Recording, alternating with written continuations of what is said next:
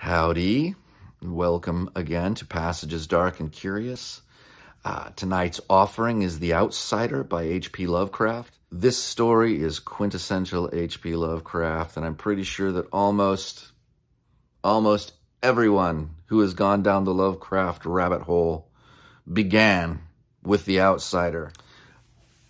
I believe that The Outsider was the first Lovecraft story I ever read. It was certainly among the first. I think I found it in The Lurking Fear and Other Stories, the anthology published by Dell Books, all the way back in the 80s, which I discovered at the Griffin Bookstore in South Bend, Indiana, which is still there, and you should visit it. As always, if you enjoy what you hear, please like, share, subscribe, comment. Now come with me again to Passages Dark and Curious.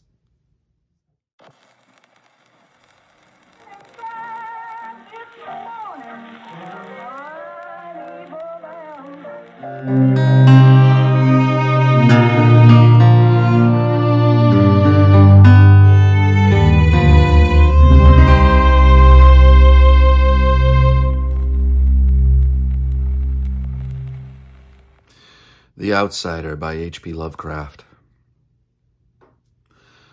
Unhappy is he to whom the memories of childhood bring only fear and sadness. Wretched is he who looks back upon lone hours in vast and dismal chambers with brown hangings and maddening rows of antique books, or upon odd watches in twilight groves of grotesque, gigantic, and vine-encumbered trees that silently wave twisted branches far aloft. Such a lot the gods gave to me. To me. The dazed, the disappointed, the barren and the broken.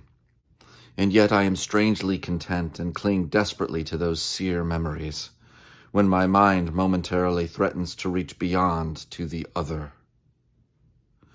I know not where I was born, save that the castle was infinitely old and infinitely horrible, full of dark passages and having high ceilings where the eye could find only cobwebs and shadows. The stones in the crumbling corridors seemed always hideously damp, and there was an accursed smell everywhere, as of the piled-up corpses of dead generations. It was never light, so that I used sometimes to light candles and gaze steadily at them for relief, nor was there any sun outdoors, since the terrible trees grew high above the topmost accessible tower.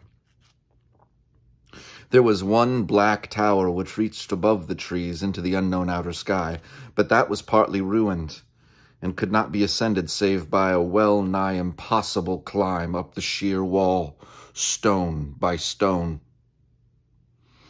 I must have lived years in this place, but I cannot measure the time.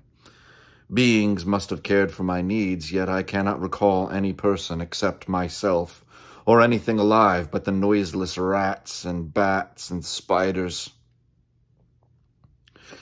I think that whoever nursed me must have been shockingly aged, since my first conception of a living person was that of somebody mockingly like myself, yet distorted, shriveled, and decaying like the castle. To me, there was nothing grotesque in the bones and skeletons that strewed some of the stone crypts deep down among the foundations. I fantastically associated these things with everyday events, and thought them more natural than the colored pictures of living beings which I found in many of the moldy books. From such books I learned all that I know. No teacher urged or guided me, and I do not recall hearing any human voice in all those years. Not even my own. For although I had read of speech, I had never thought to try to speak aloud. My aspect was a matter equally unthought of, for there were no mirrors in the castle, and I merely regarded myself by instinct as akin to the youthful figures I saw drawn and painted in the books. I felt conscious of youth because I remembered so little. Outside, across the putrid moat and under the dark mute trees, I would often lie and dream for hours about what I read in the books. and would longingly picture myself amidst gay crowds in the sunny world beyond the endless forests. Once I tried to escape from the forest, but as I went farther from the castle, the shade grew denser and the air more filled with brooding fear, so that I ran frantically back lest I lose my way in a labyrinth of nighted silence. So through endless twilights I dreamed and waited, though I knew not what I waited for. Then, in the shadowy solitude, my longing for light grew so frantic that I could rest no more, and I lifted entreating hands to the single black ruined tower that reached above the forest into the unknown outer sky. And at last I resolved to scale that tower, fall though I might, since it were better to glimpse the sky and perish than to live without ever beholding day. In the dank twilight I climbed the worn and aged stone stairs till I reached the level where they ceased, and thereafter clung perilously to small footholds leading upward. Ghastly and terrible was that dead, stairless cylinder of rock, black, ruined and deserted, and sinister with startled bats whose wings made no noise. But more ghastly and terrible still was the slowness of my progress, for climb as I might, the darkness overhead grew no thinner, and a new chill as of haunted and venerable mold assailed me. I shivered as I wondered why I did not reach the light, and would have looked down had I dared. I fancied that night had suddenly come upon me, and vainly groped with one free hand for a window embrasure, that I might peer out and above and try to judge the height I had attained. All at once, after an infinity of awesome, sightless crawling up that concave and desperate precipice, I felt my head touch a solid thing, and I knew I must have gained the roof, or at least some kind of floor. In the darkness, I raised my free hand and tested the barrier, finding it stone and immovable. Then came a deadly circuit of the tower, clinging to whatever holds the slimy walls could give, till finally my testing hand found the barrier yielding, and I turned upward again, pushing the slab or door with my head as I used both hands in my fearful ascent. There was no light revealed above, and as my hands went higher I knew that my climb was for the nonce ended, since the slab was the trap door of an aperture leading to a level stone surface of greater circumference than the lower tower, no doubt the floor of some lofty and capacious observation chamber. I crawled through carefully and tried to prevent the heavy slab from falling back into place, but failed in the latter attempt. As I lay, exhausted on the stone floor, I heard the eerie echoes of its fall, but hoped when necessary to pry it up again. Believing I was now at prodigious height, far above the accursed branches of the wood, I dragged myself up from the floor and fumbled about for windows that I might look for the first time upon the sky and the moon and the stars of which I had read. But on every hand I was disappointed, since all that I found were vast shelves of marble, bearing odious oblong boxes of disturbing size.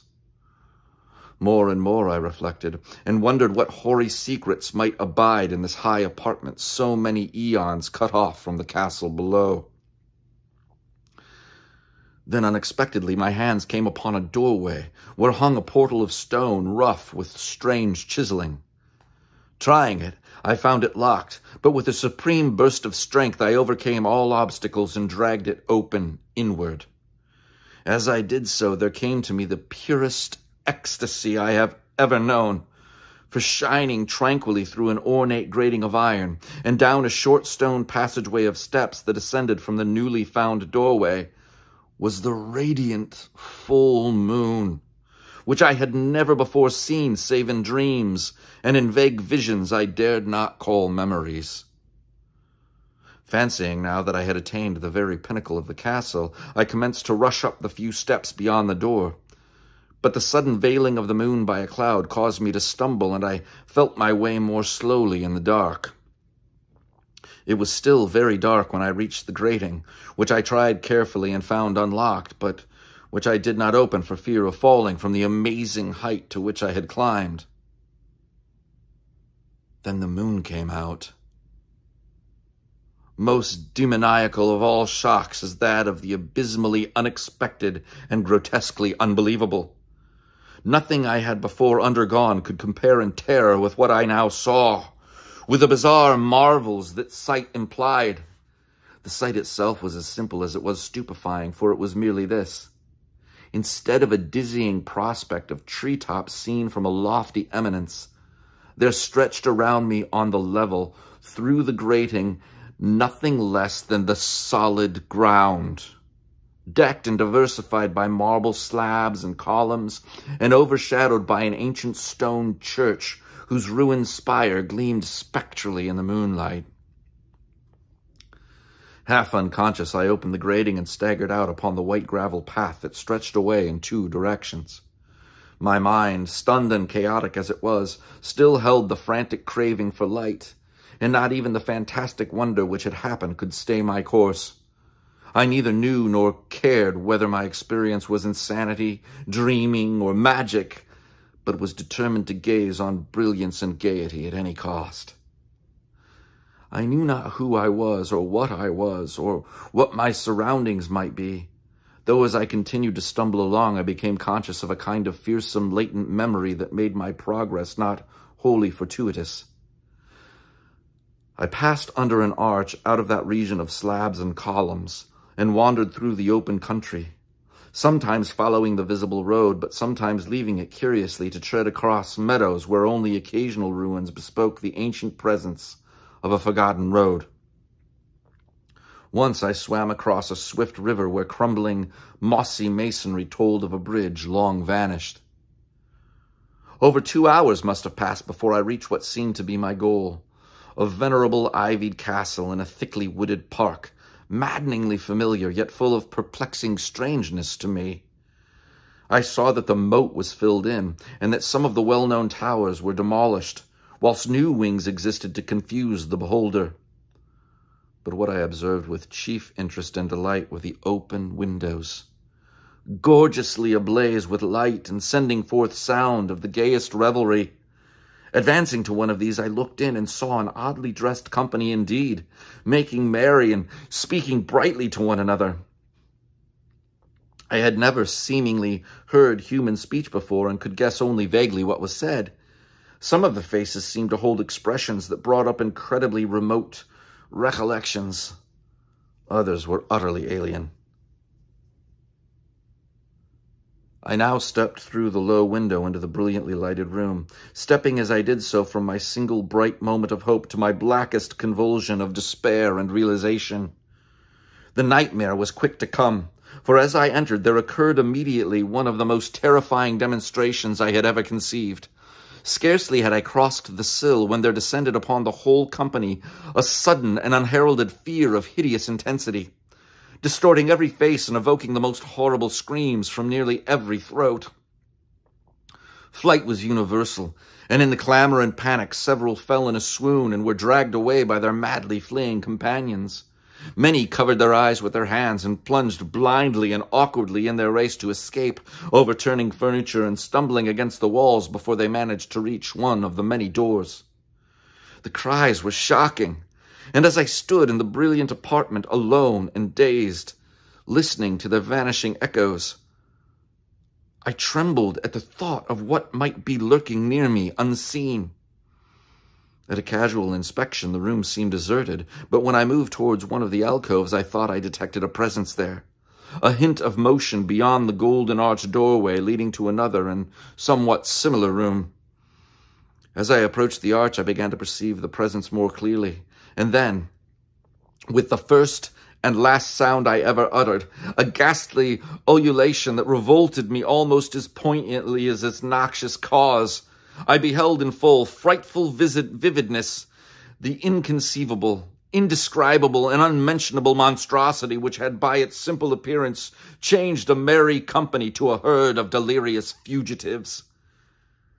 I cannot even hint what it was like, for it was a compound of all that is unclean, uncanny, unwelcome, abnormal, and detestable. It was the ghoulish shade of decay, antiquity, and dissolution, the putrid, dripping eidolon of unwholesome revelation, the awful barring of that which the merciful earth should always hide. God knows it was not of this world, or no longer of this world. Yet to my horror I saw in its eaten away and bone-revealing outlines a leering, abhorrent travesty of the human shape, and in its moldy, disintegrating apparel an unspeakable quality that chilled me even more. I was almost paralyzed, but not so much so to make a feeble effort towards flight. A backward stumble which failed to break the spell in which the nameless, voiceless monster held me. My eyes, bewitched by the glossy orbs which stared loathsomely into them, refused to close, though they were mercifully blurred, and showed the terrible object but indistinctly after the first shock. I tried to raise my hand to shut out the sight, yet so stunned were my nerves that my arm could not fully obey my will. The attempt, however, was enough to disturb my balance, so that I had to stagger forward several steps to avoid falling. As I did so, I became suddenly and agonizingly aware of the nearness of the carrion thing, whose hideous, hollow breathing I half fancied I could hear. Nearly mad, I found myself yet able to throw out a hand to ward off the fetid apparition which pressed so close when in one cataclysmic second of cosmic nightmarishness and hellish accident, my fingers touched the rotting, outstretched paw of the monster beneath the golden arch. I did not shriek, but all the fiendish ghouls that ride the night wind shrieked for me, as in that same second there crashed down upon my mind a single fleeting avalanche of soul-annihilating memory. I knew in that second all that had been. I remembered beyond the frightful castle in the trees, and recognized the altered edifice in which I now stood. I recognized, most terrible of all, the unholy abomination that stood leering before me as I withdrew my sullied fingers from its own. But in the cosmos there is balm as well as bitterness, and that balm is nepenthe. In the supreme horror of that second, I forgot what had horrified me, and the burst of black memory vanished in a chaos of echoing images. In a dream, I fled from that haunted and accursed pile and ran swiftly and silently in the moonlight. When I returned to the churchyard place of marble and went down the steps, I found the stone trap door immovable. But I was not sorry, for I had hated the antique castle in the trees. Now I ride with the mocking and friendly ghouls on the night wind, and play by day amongst the catacombs of Nephren-Ka, in the sealed and unknown valley of Hadoth by the Nile. I know that light is not for me, save that of the moon over the rock tombs of Neb, nor any gaiety save the unnamed feasts of Nitocris beneath the great pyramid. Yet in my new wildness and freedom, I almost welcome the bitterness of alienage. For although Nepenthe has calmed me, I know always that I am an outsider, a stranger in this century and among those who are still men.